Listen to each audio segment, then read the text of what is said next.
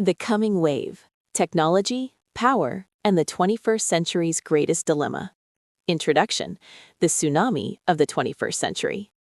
Imagine for a moment that you are standing on a beach. The sun is warm, the breeze is gentle, and the horizon seems infinite. But far out at sea, a massive tectonic shift has occurred. You cannot see it yet, but a wave is forming. A wave of such immense scale and speed that it will redefine the very shoreline of human civilization. This isn't a metaphor for climate change or a distant political shift. This is the coming wave. Welcome to our deep dive exploration of one of the most important books of our decade, The Coming Wave: Technology, Power, and the 21st Century's Greatest Dilemma, authored by Mustafa Suleyman and Michael Bhaskar. Mustafa Suleyman is not a casual observer. He is one of the architects of our current reality.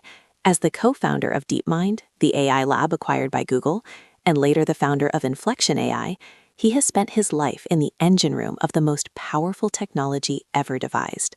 Michael Bhaskar, a renowned writer and researcher, provides the historical and philosophical scaffolding to Mustafa Suleyman's technical foresight. Their central thesis is both exhilarating and terrifying. We are at the dawn of a new era defined by two foundational technologies: artificial intelligence and synthetic biology. These are not just tools, they are omni-use technologies that will touch every aspect of our lives, from the way we create energy to the way we define what it means to be human. However, the authors warn us that this wave brings with it a great dilemma. On one hand, these technologies offer a path to imaginable abundance, curing diseases and solving the climate crisis. On the other hand, they threaten the very stability of the nation-state and the safety of our species. The problem? We don't know how to contain them. In this 5-chapter audio journey, we will pull back the curtain on the future. We will explore why this wave is different from anything that came before, the risks that keep the world's top scientists awake at night, and the narrow path we must walk if we are to survive the coming surge. If you want to understand the world that is arriving, stay tuned. The wave is already here. Chapter 1: The Nature of the Wave: Why This Time is Different. To understand the future, we must first understand the past. Throughout history, humanity has been defined by technological waves: the agricultural revolution, the steam engine, electricity, and the internet. Each wave crashed into the status quo, destroyed old orders, and built new ones. Mustafa Suleyman argues that we are currently entering the 5th and most powerful wave in human history. But why is this one different? Why isn't this just another industrial revolution? The authors identify 4 key characteristics that make the coming wave unique: asymmetry, hyperevolution, omnipresence, and autonomy. First, let's talk about asymmetry. In the past, powerful technologies were difficult to produce. You couldn't build a nuclear weapon in your basement, and you couldn't build a printing press with a massive industrial setup. But the coming wave is different. A single individual with a laptop and an internet connection can deploy an AI model that reaches millions. A small lab can sequence a pathogen for a fraction of the cost it took a decade ago. This shifts power from large centralized institutions like governments to small groups and individuals. It is the ultimate decentralization of power, and it is profoundly unstable. Second is hyperevolution. We are used to things changing fast, but we aren't used to things changing at the speed of silicon. AI doesn't just improve, it improves exponentially. It learns from its own mistakes. It designs better versions of itself. The compute power used to train these models is doubling every few months, not every few years. This creates a compressed future, where decades of change happen in a single year. Third is omnipresence. Electricity took decades to reach every home. The internet took years to reach the global south. AI, however, is being integrated into everything simultaneously. It's in your phone, your car, your hospital, and your power grid. It is becoming the operating system of civilization. There will be no opting out of the coming wave. Finally, there is autonomy. This is perhaps the most unsettling feature. For the first time, we are creating tools that don't just do what they are told. They decide how to achieve a goal. We are building systems that can act independently of human oversight. When you combine autonomy with the power to manipulate the digital and biological world, you create something that is no longer just a tool. It is an agent. Suleyman and Bhaskar warn us that these 4 features create a containment problem. Throughout history, whenever we created a powerful technology, we eventually found a way to contain it, through laws, norms, or physical barriers. But how do you contain something that is everywhere, moves at the speed of thought, and is accessible to everyone? This is the foundational question of our century. Chapter 2: the engine of progress, AI and the quest for intelligence. At the heart of the coming wave is artificial intelligence. Suleiman describes AI as the grand engine of our future, but he wants us to stop thinking about AI as a chatbot or a glorified search engine. Instead, he wants us to see it for what it truly is, the commoditization of intelligence. Intelligence is the most valuable resource in the universe. It is what allowed humans to go from sharpened sticks to spaceships. Until now, intelligence was a biological monopoly held by humans. The coming wave breaks that monopoly.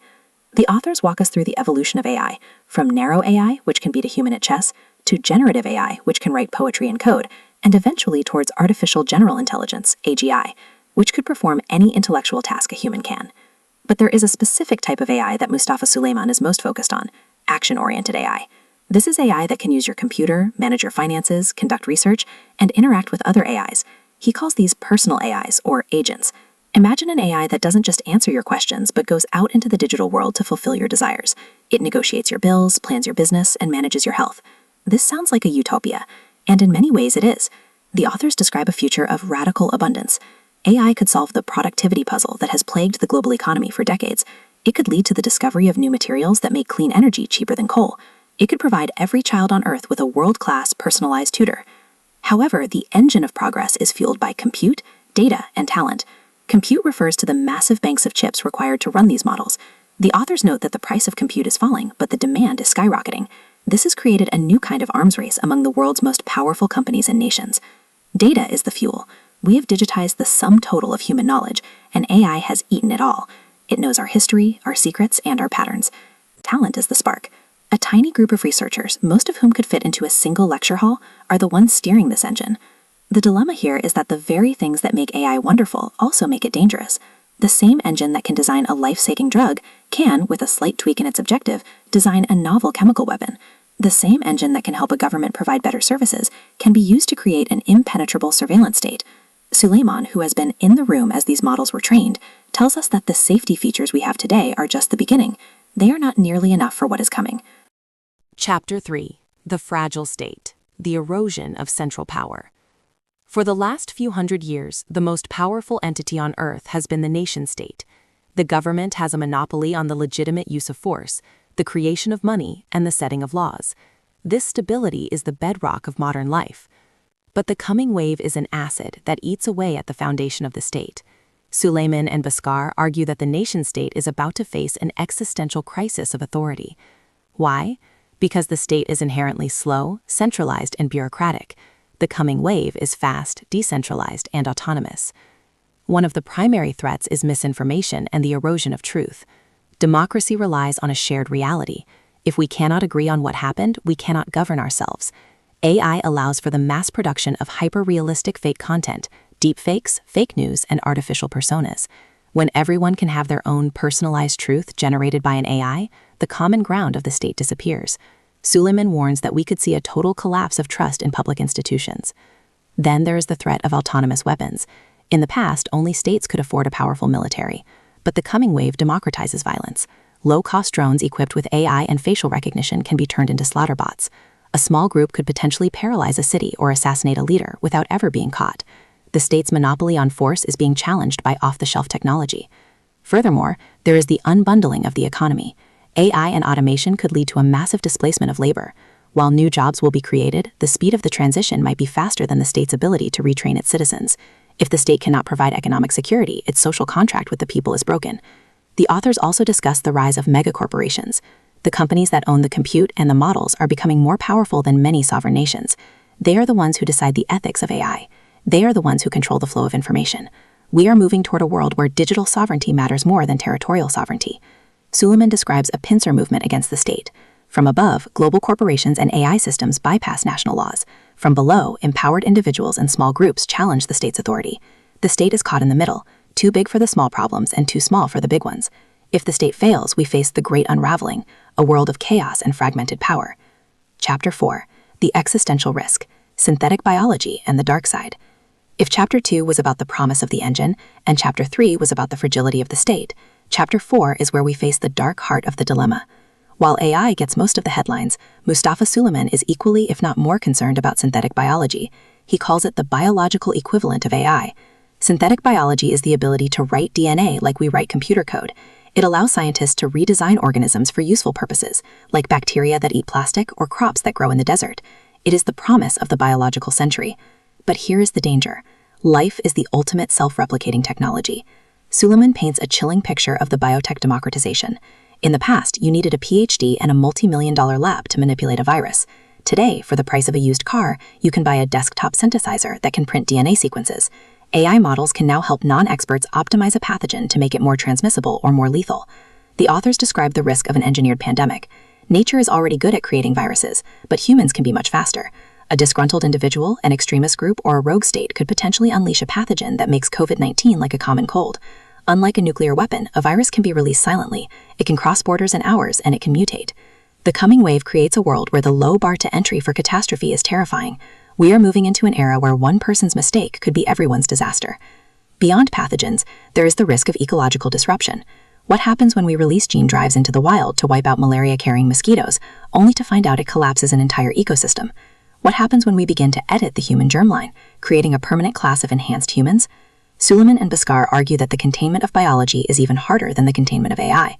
You can't unrelease a virus. You can't patch a biological bug once it's in the wild. This is the great dilemma in its most visceral form. The technology we need to save the planet and cure all diseases is the same technology that could accidentally or intentionally end us. The authors aren't being alarmist for the sake of it. They are pointing out that we are building the most powerful tools in history without an off switch. Chapter 5. The Narrow Path. The 10 Steps to Containment. So, where does this leave us? Are we doomed to be swept away by the wave? Mustafa Suleiman and Michael Bhaskar refuse to accept that outcome. They argue that there is a narrow path, a way to harness the benefits of the coming wave while avoiding the abyss. But it will require a level of global cooperation and radical honesty that we have never seen before.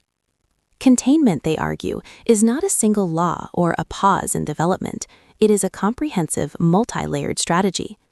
Suleiman outlines 10 steps to containment that we must take now. Safety as a first principle. We must build guardrails into the very architecture of AI and biotech. Safety cannot be an afterthought. It must be the primary metric of success, even over profit. Audit and transparency. We need international inspectors, like the Atomic Energy Agency, who have the power to audit the most powerful AI models and biotech labs in the world. Choke points. We must control the hardware of the wave. The high-end chips and DNA synthesizers are the physical points where the technology can be regulated. The role of the state. Governments must become tech literate. They must build their own internal capabilities to understand and regulate the wave, rather than relying on the companies themselves. Corporate responsibility. The leaders of the tech giants must accept that they are no longer just business leaders. They are geopolitical actors with a moral responsibility to the species. The grand bargain. We need a global agreement, including the US and China, to treat the existential risks of the coming wave as a common enemy, similar to how we treated the risk of nuclear winter. Decoupling and resilience. We must build a society that is resilient to the shocks of the wave. This means investing in decentralized energy and local supply chains that can survive a great unraveling. The public voice. This cannot be a conversation only for elites. The public must understand the stakes and demand that their leaders prioritize containment over short-term economic gain. Norms and culture. We need a cultural shift where irresponsible innovation is treated with the same stigma as drunk driving or environmental destruction.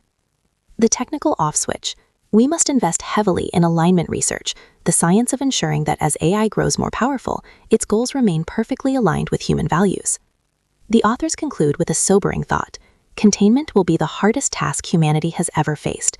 It is a grand dilemma because there are no easy answers. If we overregulate, we lose the chance to cure cancer and solve climate change. If we underregulate, we risk everything.